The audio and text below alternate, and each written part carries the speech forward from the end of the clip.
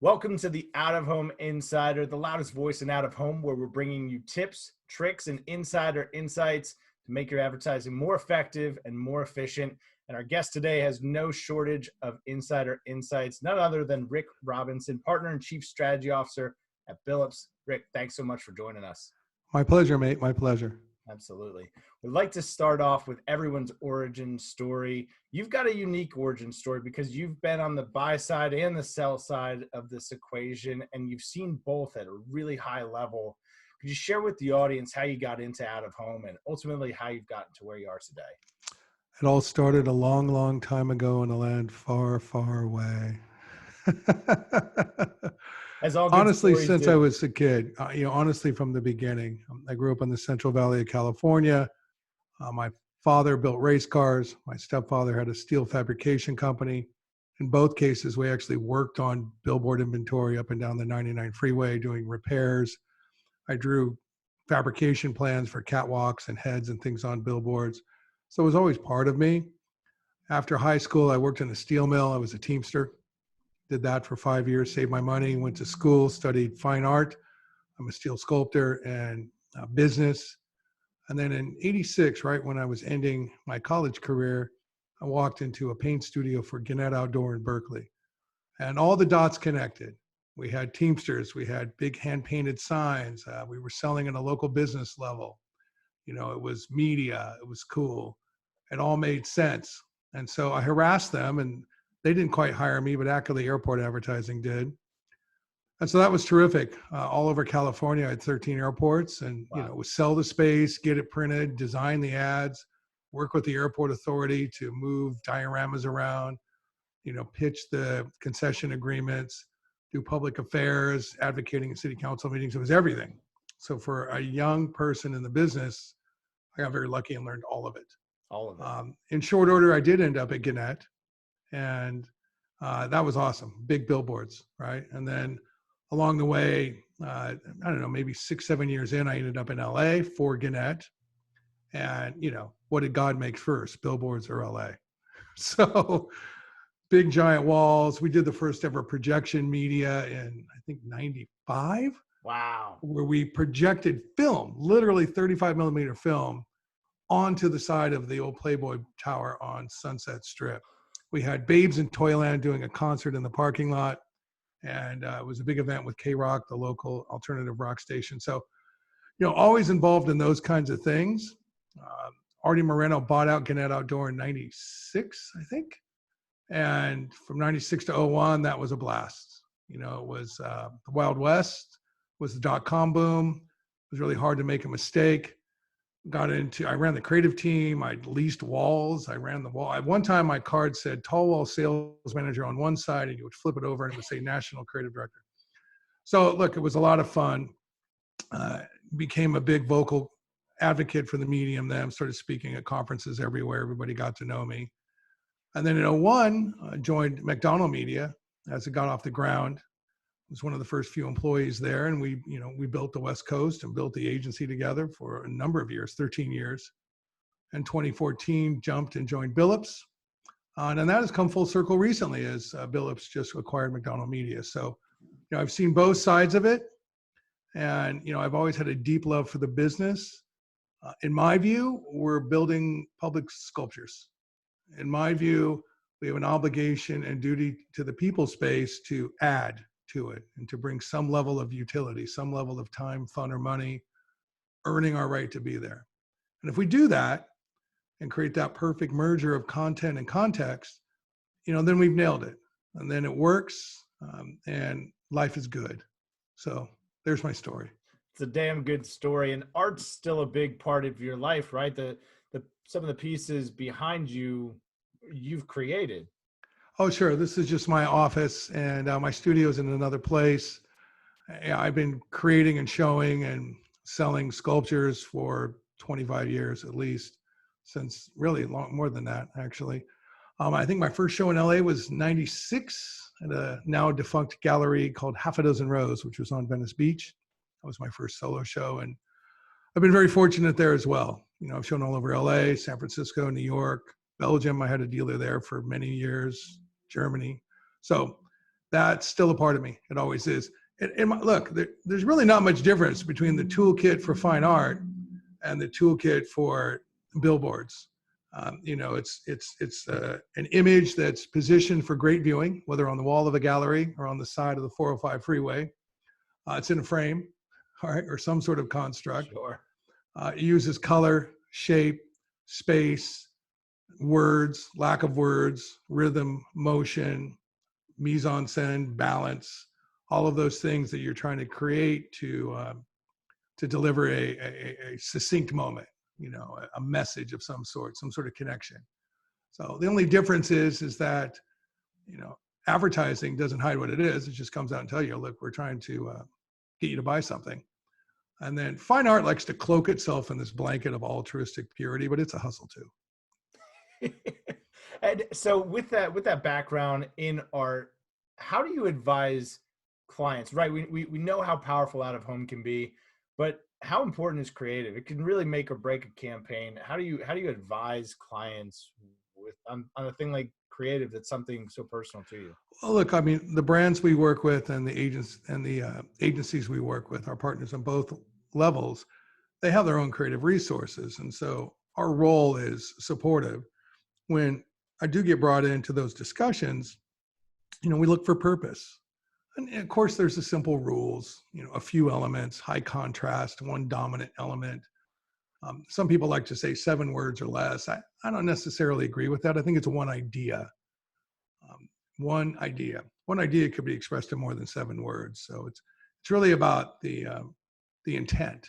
And then we help merge their effort, their content with the proper context. And so that's where being aware of the creative approach in general can influence and inform the out-of-home planning. And whenever you see a killer campaign on the street, it's because creative, media, and now data have all come together every single time.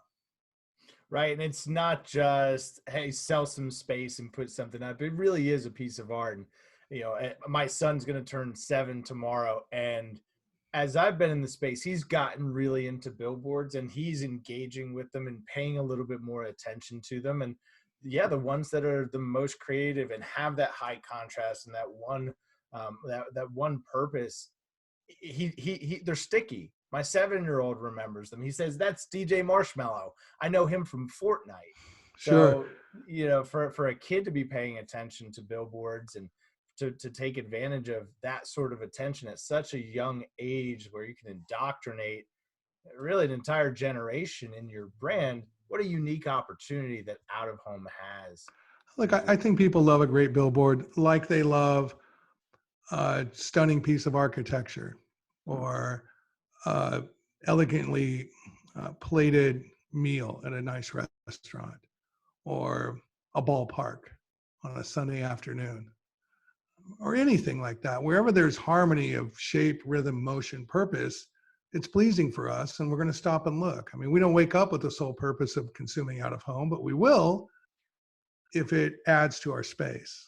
So that's what it's got to get back to. Like, what's its purpose, and is it adding to the environment? If it is, then it works. I used to have this theory called the face hurting theory, where we would look at out-of-home layouts. This was years ago at the creative team at Gannett. I was like, put it on the wall, and if you look at it and you go, then it's great. And if you look at it and go, or I can't figure it out, then it's not great. You and your idea have to work a little harder. I really think it's that simple. But of course, I think we all find ways to make it very complicated. I was sharing with you right before we started here today that I took a different ride home, and there's a lot of good positive messaging up in the marketplace. And I saw one, it was a small poster. I was like, oh, what is that? There was good colors and it was engaging enough that it caught my eye. And then a little bit later on down the road, I saw the same color scheme, but like a little bit different design. And then a little bit later on, I saw 2 people standing on that same design. So I'd seen it 3 times. I still couldn't figure out what the hell they did. So they got some of the elements right, but definitely missed compelling me to. Well, it sounds like they created intrigue, which is half the story. The thing in out of home, intrigue is one part of it. Get me to look. Get me to look. Then it's got to pay off quickly. And so I always tell folks, chunk it up a bit. I mean, one of the best quotes I heard years ago from somebody who had been in the business for many decades. He said, a great billboard is the ability to punch a man in the face and then pick him up quietly and dust him off. And which I thought was pretty cool. The other one, what did he say? His name was J. Elwood Ginn. This was just a gem of the business going back decades in LA. J. Elwood Woody Ginn. Another thing he said, that a billboard is exclamation, not explanation. Mm. So both of those work. And I think that's all still there as part of what we do. But now what's more important, or what's acutely important, at least right now, is the data play, right?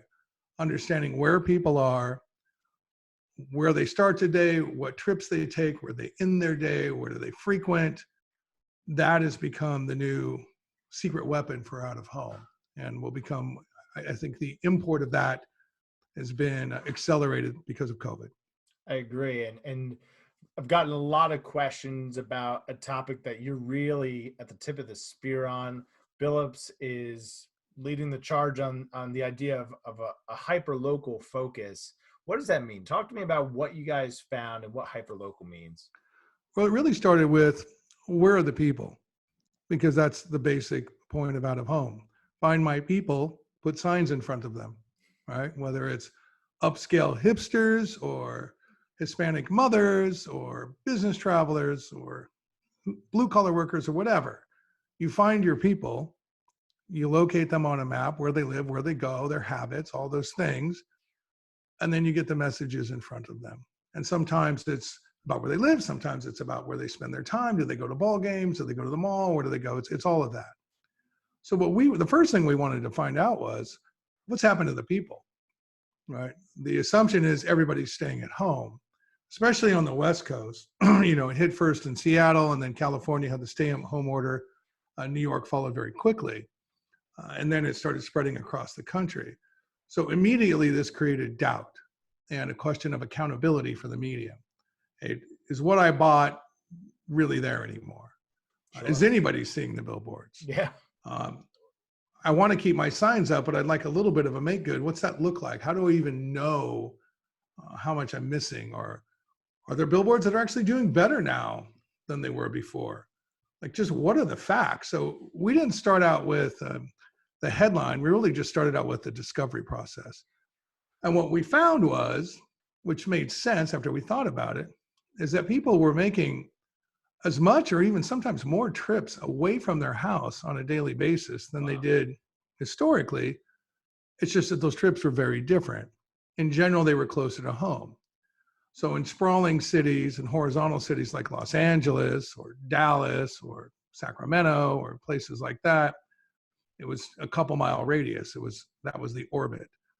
For vertical cities like San Francisco or New York or Chicago, perhaps, it was much tighter. It was a couple blocks. People were definitely getting out of the house, and our data set allows us to track everything. It's mobile devices, so whether you're walking or in a car, what doesn't matter, we see the movement. And so that made the story pretty easy to follow. That there was activity that was relevant for out of home on a hyper local level. So then it was like, hey, let's come up with a headline. Hyper local is the new high profile. Sounds cool. Let's roll. So, we started pushing out that position, and other people, we didn't discover that. Other people saw it too. There's a lot of smart people in our business, and everybody started discovering that pretty quickly once they investigated the data. And now we're just continuing with the observation. So we've created a map dashboard that shows virtually every fixed piece of out of home in the US. Wow. And we can tell you week over week if the activity on that unit is increasing or decreasing. And these aren't impressions. They aren't akin to Geopath. They're more about an impact analysis looking at exposure. But it's a good proxy. And so we can go in and be very specific down to the unit and understand what's going on. So clearly that informs planning. Clearly that helps us when we're trying to understand compensation challenges. Do we need to do a little bonus to keep this on the street? What can we do? And we're going to track that through the balance of the year. Honestly, I hope we don't have to track it through the balance of the year. I hope it becomes moot much sooner than later. But until it does, until things look like they're back to normal, whatever that is, and it stays there a while, and we get past any concern of a second dip, we're going to keep tracking it. The bottom line is this, is that we in the out-of-home business, we're the experts. The brands, agencies, all the local clients, every business entity that spends money with us expects us to be very specific and know better than any other resource about what's happening with our offering. And that was our pursuit. Let's be transparent. Let's find a way to be accountable. And like I said, let's hope this ends soon. I'm with you on that. How do you see when you point out, like you just said, it could be a couple of city blocks or maybe just a few miles in markets where maybe we don't traditionally have inventory in such a tight radius? How do you start to approach that? Is it looking at different formats? Is it finding different ways to reach people with out of home? How are you approaching that unique challenge of maybe there not being any inventory available? Well, sure. One leads to the other. One leads to the other. Again, find out where your people are and put signs in front of them. So the first thing was looking at traditional out of home is that suddenly posters and junior posters and shelters and things like that in neighborhoods that were maybe more moderate demand type units and had lower counts in general suddenly become much more interesting. And so that was the hyper local is the new high profile. If there aren't hundreds of thousands of cars on the 405 freeway every day, but there are more cars on Lincoln Boulevard, well, then we're going to look at Lincoln Boulevard. So that's the obvious piece. And then after that, it's a matter of diving into the non-traditional out-of-home toolkit. Everything from door hangers to wild posting, mobile units, laundromats, C-stores, you name it. Anywhere people are still going, right? And we can get there and get the message in front of them, because out-of-home is a simple construct. It's a brand intercepting the public when they're out of the house. And that's really what it's about in a visual way, whether it's a static sign or a digital sign. And so, this has put some pressure on out-of-home planners to become more creative, find unique solutions, and understand those better than before. And that's what we're working through.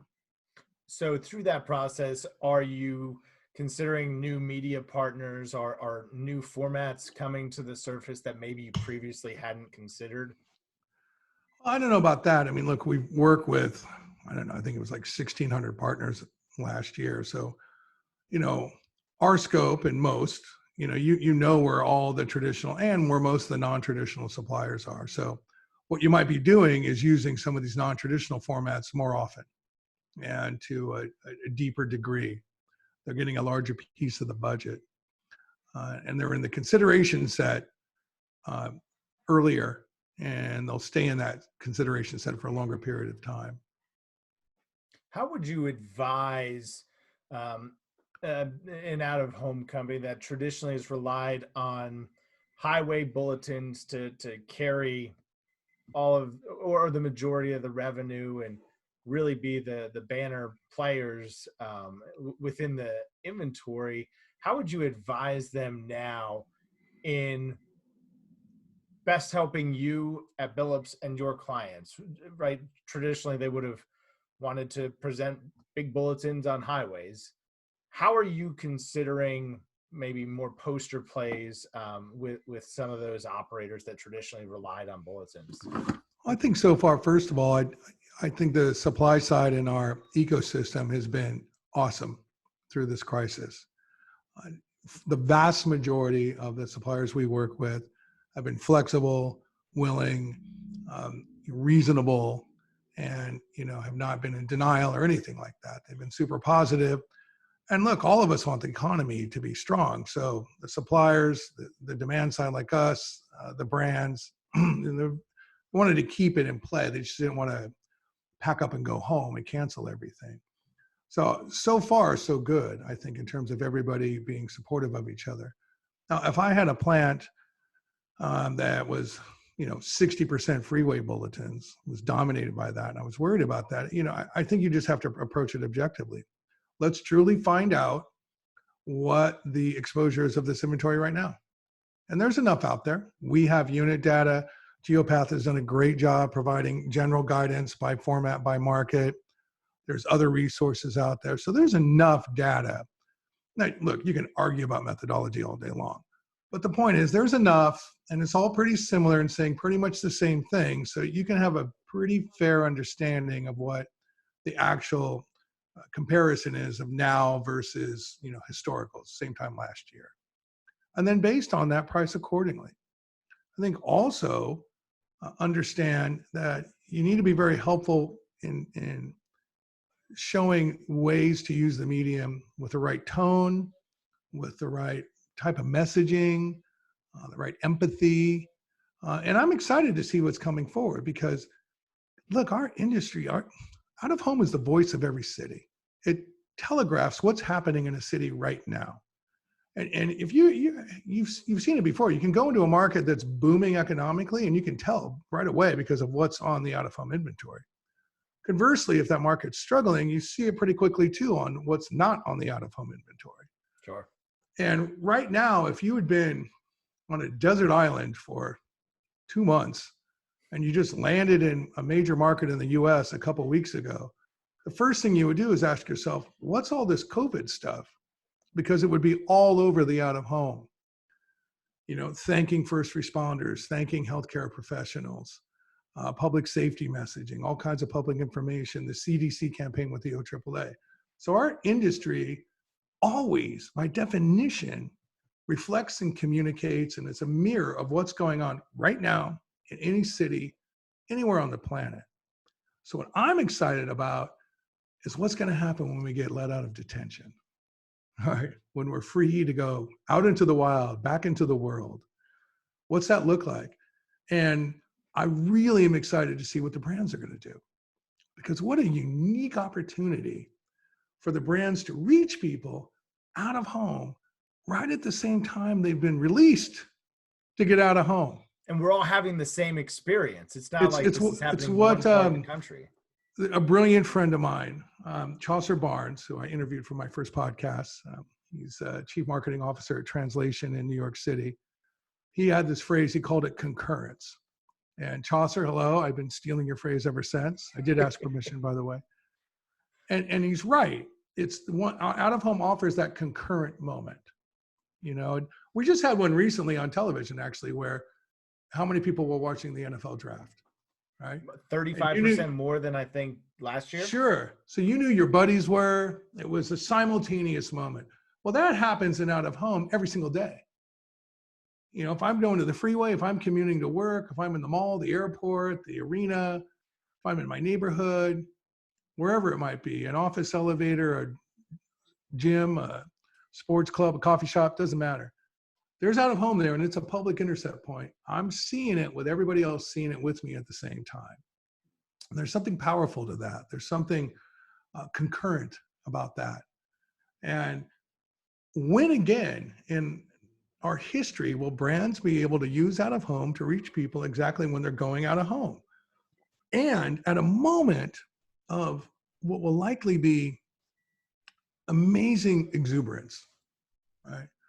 A feeling of optimism, of hope, all those things that are very attractive about our country and other countries, which is, all right, we've been kicked in the knees, we've been kneecapped on this thing, but now we're out. Yeah, we're going to be safe. We're going to social distance. This might not be perfect. I'm a little fearful, but damn it, we're going to rebuild this thing.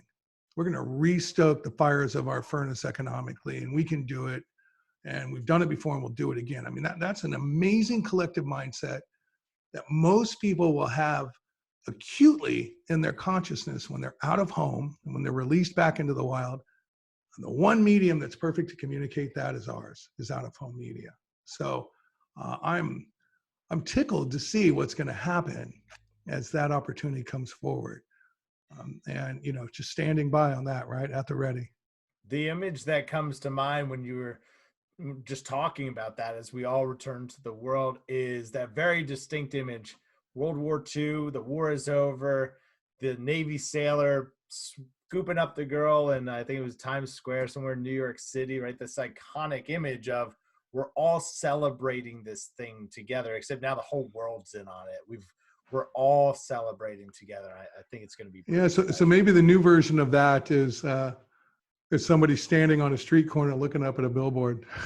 Right? Hey, that'd be all right. Welcome back. Really, it's going to be a global block party. It definitely is. You know, you know, until we get there, and as we get there, you know, we're going to continue, like everybody else in this business, monitoring where the people are and using the power of mobile data to prove it and to gain credibility, to be transparent now when it's important. And when we come back in September and say, guess what, numbers are up 20% year over year, that's going to mean something because we were transparent today. Let's talk a little bit more about that, because the data conversation, it seemed initially like a push pull, right? We want it. Hey, let's maybe not release it. There were some different opinions on it. My opinion is that it legitimizes out of home by leaning in and saying, yeah, look, traffic is down 50%. It legitimizes out of home. Do you agree with that? Oh, look, I don't know. I don't. I'd rather focus on the go forward, and I'm not trying to be give you a layup here, but I think we were just finding our way. I think everybody's got the right intent. They're trying to understand it. Some people are willing to jump in right away and start making statements. You know, Billups is an aggressive organization, so you know we came out fairly early with it. Sure. Others are going to hold back and try to make sure they understand it better before they talk about it. Just a difference in approach. In the end, I think we're all landing in the same place, is that these numbers are helpful. They might come from different places and measure slightly different things, but they're all telling us more or less the same thing. And they are now part of our vernacular. And they may be forever. It may be a bit of a coming of age, if you will. Yeah, look, there's always unexpected outcomes from every surprise situation. This was a big surprise. Did we expect that suddenly, you know, gut checking and guaranteeing, if you will, impressions was going to be part of this outcome going forward? I don't think anybody said that right away, right? Most of us were just panicking. Sure. So yeah, there's always unexpected outcomes. And I think there's an opportunity for out of home to come out of this stronger than it did going in. You know, if you think about it, look at the last few years. I mean, I don't know how many quarters in a row growth the OAAA reported, but it was 30 or 40 or more. It was quite a lot. And then, you know, everybody, supply side, demand side, doesn't matter, ad tech, was realizing strong growth the last few years. And all of us came out swinging January and February, you know, on March 10th, right when this all started happening, and we were all killing it. You know, by April 10th, it was a very different story. But those factors that were creating that growth pressure, you know, population growth, population density, humans are visual by nature. We have these phones in our hand that we use to buy everything. Conversion to digital hardware, which is dramatically increasing supply. The power of mobile data to help us prove it. The fact that out of home is a real catalyst for direct-to-consumer brands. That is great for tech brands who just want to prove proof of life that they exist right before they IPO. The younger generation loves out of home. All of those factors, which are much bigger than the out of home industry, by the way, we didn't create them. We were benefiting from them and making the most of them, but we didn't create them. Those factors aren't going away. You know, there's still population growth. Young people still love out of home. CapEx might be held up for a year or two, but we're going to continue converting to digital. We communicate mobilely. It might not be a phone, it might be a chip in our arm, but we're able to transact on the move. We're still visual by nature. What's interesting to me is that as we do all of these Zoom calls, we have to see each other, don't we? Think about that. Nice. Before we started doing all these Zoom calls, most people would just put their icon up there. Ever since we started doing these Zoom calls, everybody wants to see each other. Yeah. And people are nesting their environment like I have, and now they have special green screen backgrounds and all kinds of stuff. Burger King just did the campaign if you put a billboard in the back and killed it. Instagram it. So we need to communicate visually, and that's not going anywhere. So I see all those factors just in place, but maybe a little bit held up, slowed down for a moment, but it'll jam back up. And yeah, things might be a little different. We may have much stronger senses of hygiene. Maybe a while before a bunch of people get on an airplane. Big sporting events, but we don't know. One thing we do know, people are going to get let out of the house soon, and we're there. It's where the people are. It's where the brand should be. With arms wide open, we're waiting. Absolutely. Exactly. What do you think out of home needs to do? The data conversation, I think, is really important to attract brands that maybe haven't traditionally done out of home or just haven't considered it. What can out of home do as an industry to have better conversations, tell better stories with those brands that maybe haven't used out of home? This is an easy answer, but we keep doing what we're doing. We keep protecting our inventory, doing the right things legislatively so we can continue to build. We continue sharing the asset, the digital assets in particular, for other types of messaging, public service messaging, wayfinding, public safety, fine art, PSAs, and so on, because that allows us to have multiple levels of utility with the public and with the cities we serve. We continue to prove it with the use of mobile data and attribution modeling and all of that. We continue to propagate it, where we make it available on automated platforms and programmatic and easy to use planning tools.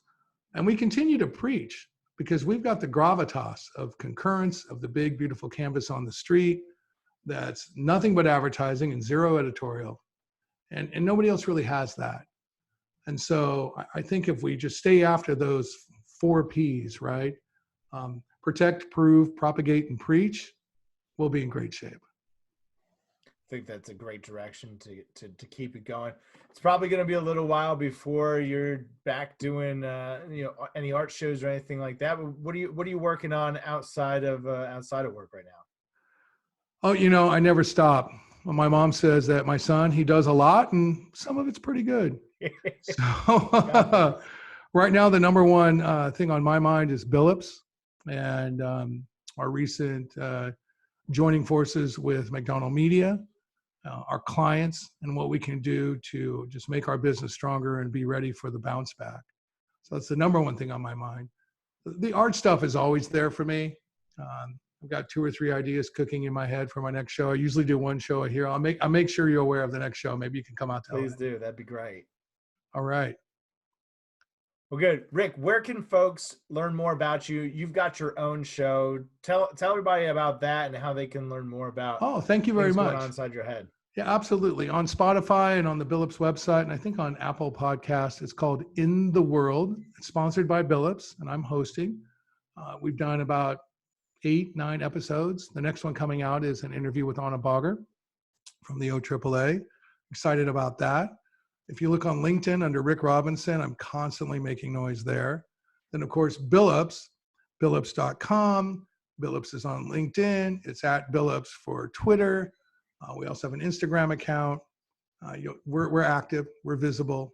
We're always saying something. And it's not just me. There's plenty of people in our organization who've got a lot to say, who are super smart and very articulate. So keep listening. We love the attention and we like sharing.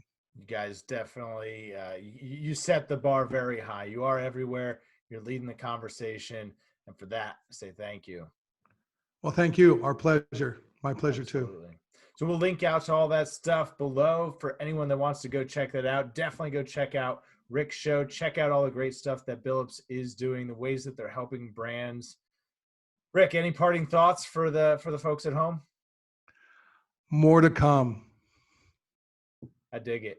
Hey, if you found this helpful, insightful, I encourage you to share it with your network, with somebody that would benefit.